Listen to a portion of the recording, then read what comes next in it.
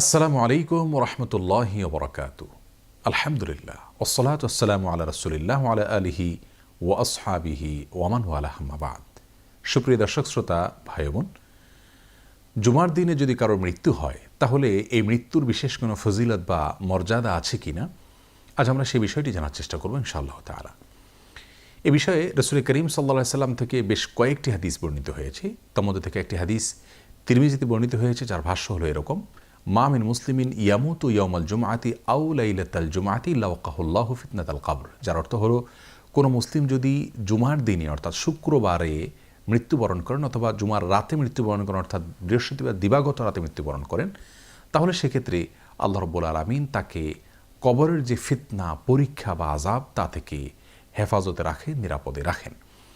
এ হাদিস থেকে আমরা স্পষ্টতই জানতে পারলাম যে শুক্রবার দিনে অথবা বৃহস্পতিবার দিবাগত রাতে, তার মানে বৃহস্পতিবার সন্ধ্যা হলে, সূর্য ডুবে গেলে তখন থেকে নিয়ে শুক্রবার সন্ধ্যার আগ পর্যন্ত এই সময়ের মধ্যে কোনো মুসলিম ব্যক্তির মৃত্যু হলে সেক্ষেত্রে আল্লাহ রাব্বুল আলামিন তাকে বিশেষ মর্যাদা দিয়ে থাকেন। তিনি কবরের আযাব থেকে, ফিতনা থেকে মুক্তি লাভ করে থাকেন।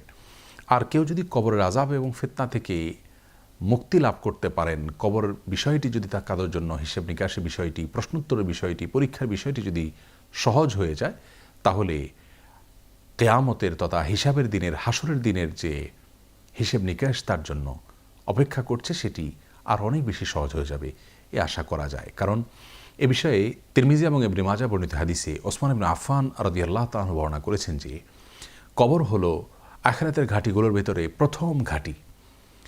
এই ঘাঁটিতে যদি কারোর জন্য প্রশ্নোত্তরকে সহজ করে দেওয়া হয়, এই ঘাঁটির পরীক্ষা যদি কারোর জন্য সহজ করা হয়, কবরের ঘাঁটিতে যদি কেউ বড় কোনো বিপদে না পড়েন, সহজে উতরে যান, তাহলে পরবর্তী ঘাঁটিগুলোতেও তিনি সহজে উতরে যাবেন, সেই আশা করা যায়।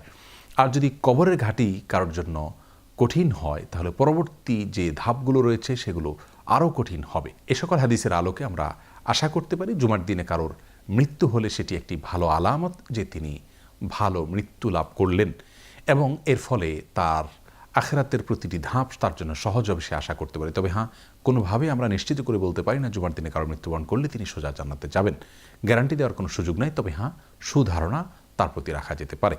অতএব আমাদের জীবদ্দশায় ভালো মৃত্যুর জন্য যে আমলগুলো আছে সেগুলো আমরা করব। সবসময় তাকওয়ার উপরে চলতে থাকা, ঈমানের উপরে চলতে থাকা, ভালো কাজের উপরে নিজেকে গড়ে তোলা এবং সেরকম অভ্যাসের উপরে ওঠার চেষ্টা করা, আল্লাহ রাব্বুল আলামিনের কাছে হুসনুল খাতিমা বা শেষ পরিণাম এবং ভালো মৃত্যু যেন হয় সেই জন্য রব্বুল আলামিনের কাছে দোয়া করা। এগুলোর মাধ্যমে আমরা ভালো মৃত্যু যেন হয় সেই চেষ্টা করব। আর কারোর মৃত্যুর সময় তার চেহারা যদি বিবর্ণ হয়ে যায়, তাহলে সেটাকে খারাপ মৃত্যু মনে করার বিশেষ কোনো কারণ নেই। কারণ সেটি অনেক সময় অসুস্থতার কারণে, মৃত্যুর সময়ের কষ্টের কারণে, শারীরিক কষ্টের কারণে অথবা রক্ত জমাট হয়ে যাওয়ার কারণে আরও নানা কারণে চেহারা বিবর্ণ হয়ে যেতে পারে। এই জন্য অনেক ওলামায়ে কেরাম মৃত্যুর পরে মৃত ব্যক্তির মুখমণ্ডলকে ঢেকে দেওয়াকে মুস্তাহাব বলেছেন, যাতে করে দেখে মানুষ বাজে বা ভুল ধারণা না নিতে পারে।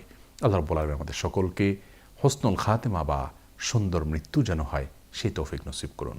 আসসালামু আলাইকুম ওয়া রাহমাতুল্লাহি ওয়া বারাকাতুহু।